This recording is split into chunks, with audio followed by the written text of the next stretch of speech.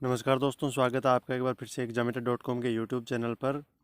अभी जो गोविंद सिंह डोटासरा 4 बजे लाइव आने वाले थे, उन्होंने एक बड़ी घोषणा की है। विज्ञप्ति की तो अभी 3-4 दिनों का कह रहे हैं वो, लेकिन उससे पहले उन्होंने घोषणा कर दी है कि लेवल फर्स्ट के अंदर केवल बीएसटीसी वालों को ही शामिल किया जाएगा। उन्होंने कहा है कि विधि परीक्षण के दौरान जो भी हमारे सामने बातें निकल कर आई, उससे हम लेवल 1 के अंदर केवल बीएसटीसी को ही सिलेक्ट करेंगे। और मैं आपको उस लाइव का थोड़ा सा पार्ट दिखा देता हूँ आगे, उससे आपको पूरा भरोसा हो जाएगा कि लेवल 1 के अंदर केवल बीएसटीसी वाले ही सिलेक्ट होंगे। तो चलिए देख लेते हैं सबसे पहले वो वीडियो का छोटा सा पार्ट।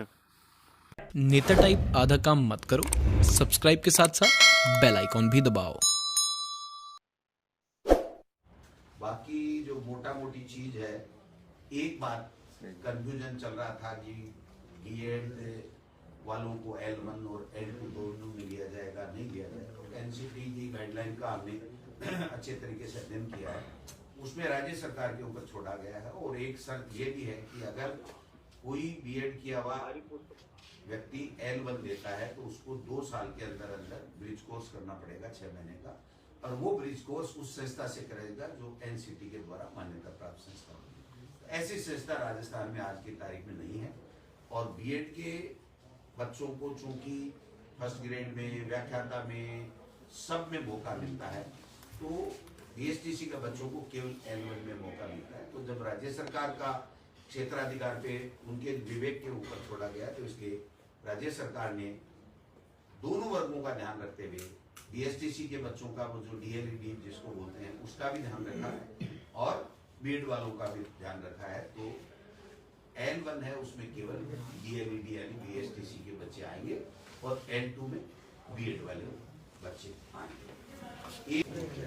तो दोस्तों, यहाँ पर आपने देख लिया है कि जैसे गोविंद सिंह डोटासरा ने कहा है कि लेवल 1 के अंदर केवल बीएसटीसी वालों का ही सिलेक्शन होगा। तो अब आप ये लाइव पूरा देख सकते हैं। मैं ये वीडियो आगे कंटिन्यू कर रहा हूँ और ये पूरा लाइव आप शुरू से अंत तक देख सकते हैं। इस वीडियो को देखने के लिए धन्यवाद दोस्तों। और अगर आपको ये वीडियो पसंद आया तो लाइक कीजिए, अपने दोस्तों के साथ शेयर कीजिए और नीचे कमेंट करके बताइए आपको ये वीडियो कैसा लगा। बोल दो ना जी। हाँ, मंत्री जी आ गए। अच्छा, आप जैसे सीनियर आदमी आते हैं तो सिंबल मिलता है ना। हाँ, कट कट या भाई आप बोला ही हमने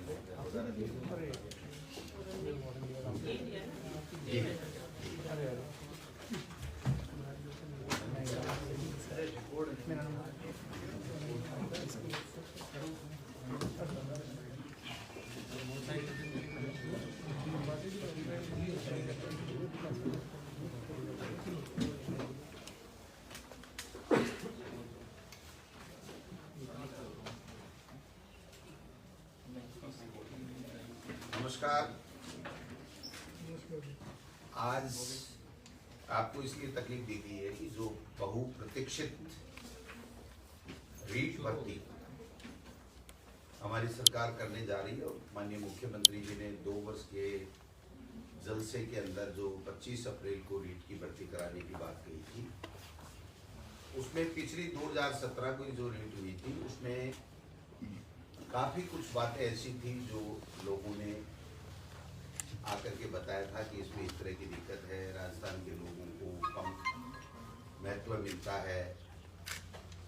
कई डिमांड्स थी जो रीट परीक्षा देने वालों की, उसको देखा गया। कई जो वीकर सेक्शन हैं उन्होंने ये कहा था कि साहब इसमें हमारी दिक्कत आती है। तो इन सब चीज़ों को समाहित करते हुए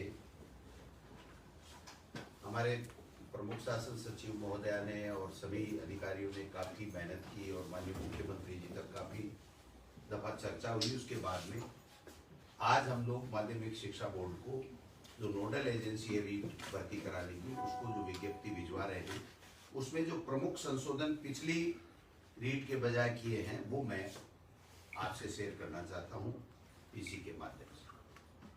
2017 में जो रीट कराई थी पिछली सरकार ने, उसमें सबके लिए रीट की न्यूनतम अंक 60% था, केवल SC/ST के लिए 36% था। लेकिन हमारी सरकार ने काफी लोगों की मांगों को देखते हुए जो और वीकर सेक्शन है उनके अंदर जो न्यूनतम 60% है उसके अंदर छूट दी है, जो मैं आपको बताना चाहता हूँ। अनुसूचित जाति जनजाति में जो नॉन टीएसपी है उसमें पहले 60% थी, अब उसको 55 किया गया है। और जो टीएसपी हो चाहे 2017 हो, अब वो जो न्यूनतम एससी का जो है वो 36% था, उसको 36% रखा। दूसरा, अनुसूचित जाति, पिछड़ा वर्ग, अति पिछड़ा वर्ग, एमबीसी, ईडब्ल्यूएस, इन सभी श्रेणियों में पिछली 2017 की रीट में 60% था, जिसको 5% की रियायत देकर के 55% किया गया है। समस्त श्रेणी विधवा, परित्यक्ता महिलाएं और भूतपूर्व सैनिक, इनके लिए भी 60% था पिछली भर्ती में, हमने इसमें 10% की रियायत दी है। 50% न्यूनतम अंक हमने माने हैं।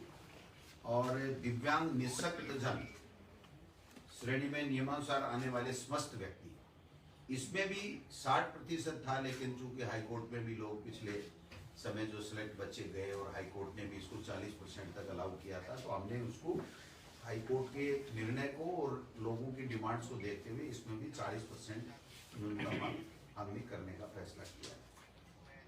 दूसरा, सहरिया जनजाति के लिए बहुत कम पात्र व्यक्ति मिलते हैं, तो पहले 60% ही था, लेकिन इसमें सहरिया जनजाति, सहरिया क्षेत्र के लिए हमने 36% किया है।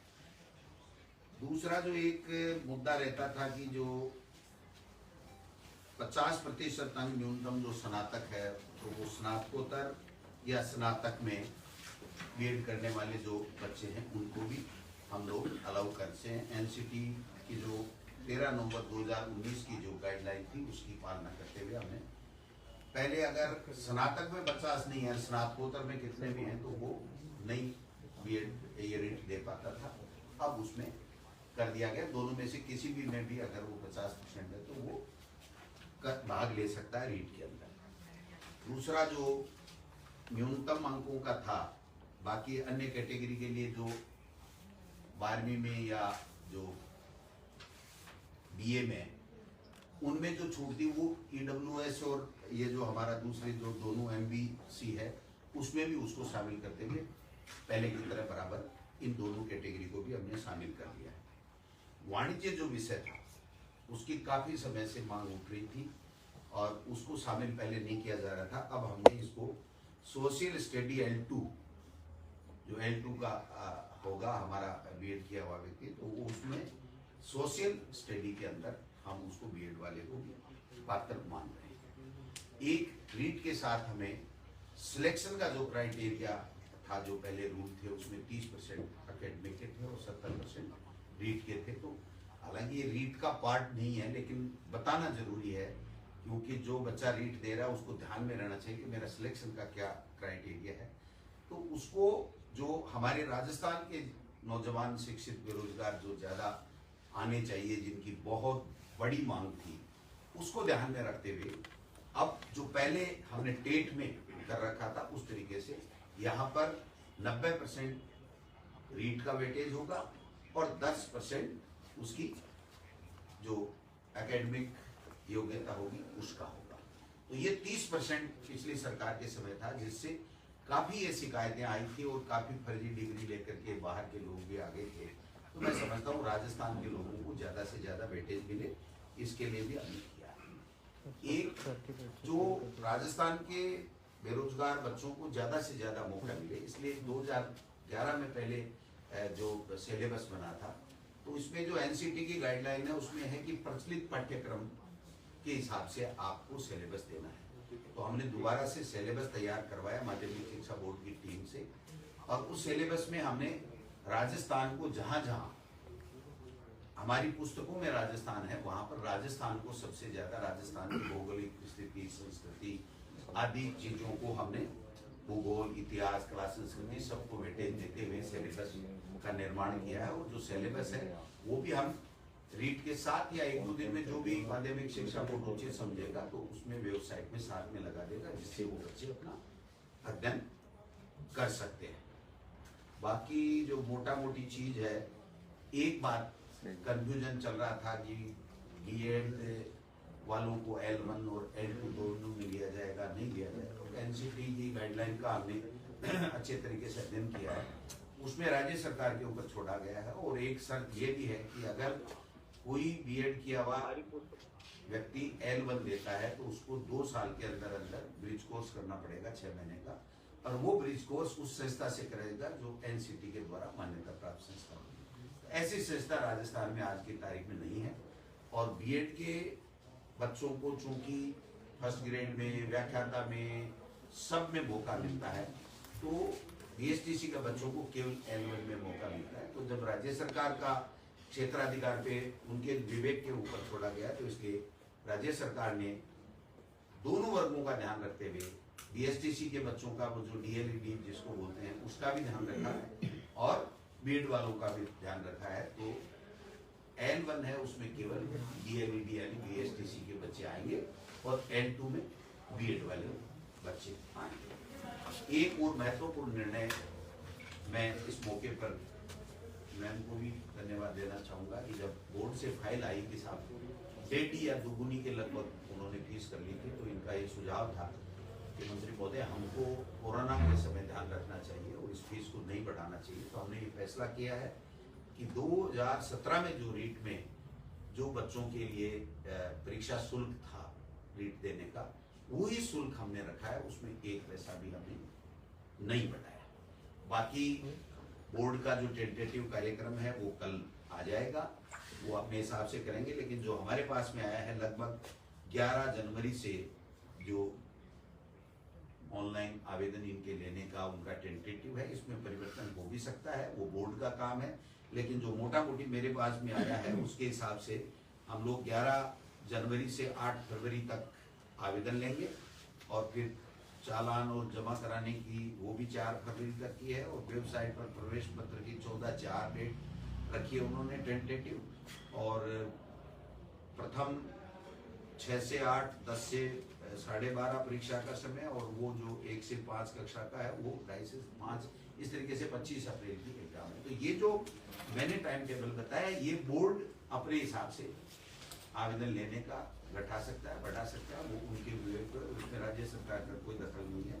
हम केवल ये जो छूट दे रहे हैं या हमने जो नए निर्णय किए हैं, जो हमारे शिक्षित बेरोजगारों की रीट देने वालों की जो मोटी मोटी समस्याएं थी, उनको काफी जद्दोजहद के बाद में, काफी विचार विमर्श करके पूरी तरीके से एनसीटी की गाइडलाइन के हिसाब से हमने इसको दुरुस्त किया है।